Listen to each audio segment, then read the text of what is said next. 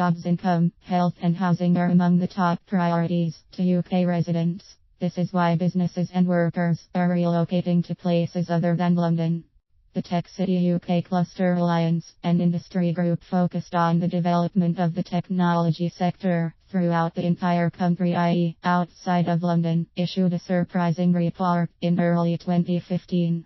In the analysis presented in TechNation Power, the Digital Economy 2015, the CEO of the group revealed that 74% of the country's digital businesses are outside of inner London, with 21 digital clusters of innovative enterprise in as far-flung places as Edinburgh, Cardiff, Newcastle, Belfast, Hull and Bournemouth.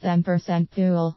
But that's not to say the entire future of Great Britain rides on broadband and wireless technologies. Getting past digits, the world still needs widgets, and the people who make them, the lorries that distribute them, and the ships that sell them across the globe. The savvy investors may find their gold in technology, but they are just as likely to make a good return on assets in other sectors. Even tech companies need to build data centers and office buildings, and their employees need homes to live in. Growth necessarily requires land on which to build.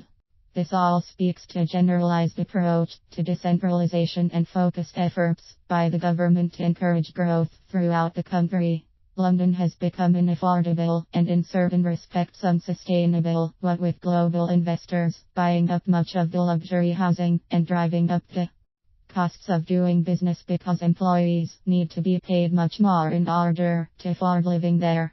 In another study, the consulting firm PwC joined together with think tank Demos just a few years ago to look at what makes for sustainable growth in UK cities. What they found was a host of factors that neatly define what will enable a Cardiff, for example, to grow its tech sector, but also be a place where a diverse array of businesses can perform over time, including through economic hiccups that might cripple a single industry-centric town.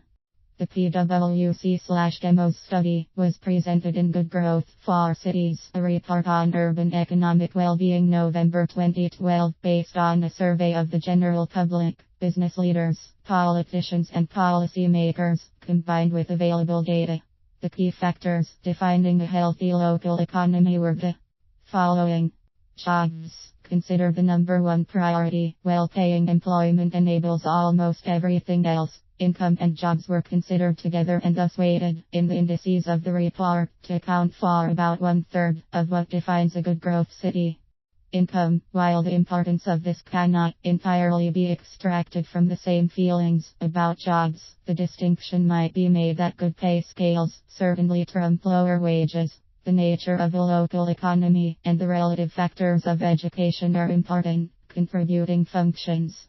Health still largely linked to income, but also to access and adequate local facilities. Health was considered by survey respondents to be mostly at a par in importance with income. The two factors also are strongly correlated in that cities with higher incomes report better satisfaction with their health. Time with family. Surprising to some, this ranked so high that a large portion of working people said they would forego some income in order to spend more time with family. Londoners who work long hours and endure long commutes are most disadvantaged in this regard. Housing that is affordable. This factor is often inversely related to other success factors, jobs and income, even though many claim it as a priority. Cities such as Bristol, which has attracted investment and jobs, ranks low in housing affordability. This might hamper its future growth. A Londonization effect, so to speak. Income distribution, as defined by the ratio of median to mean income, London scores low because of the pay disparities between service workers and highly compensated executives in the inner neighborhoods. In some of the outlying boroughs, income distribution evens out a bit more, as it does elsewhere in the country. Economy-wide sectoral balance. This is about the share of manufacturing to total output, a means to assess the diversity of the business sector.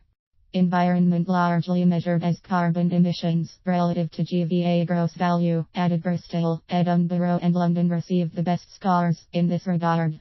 The study authors suggest assessing sustainable growth holistically by incorporating environmental measures together with social and economic issues.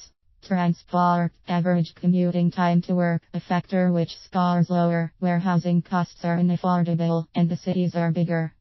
Future, technically providing for future generations. This measures the percent of households where long-term savings such as ISAs and stocks and bonds are held that can benefit children and grandchildren. It roughly correlates with income and income distribution scores. Important to consider is how London ranked average or below average on all but three indicators: income, health and environment. Why? The capital city's lack of affordable housing, long working hours, and congestion are hugely negative offsets to higher wages there. If somehow homes can be built near jobs, that would change.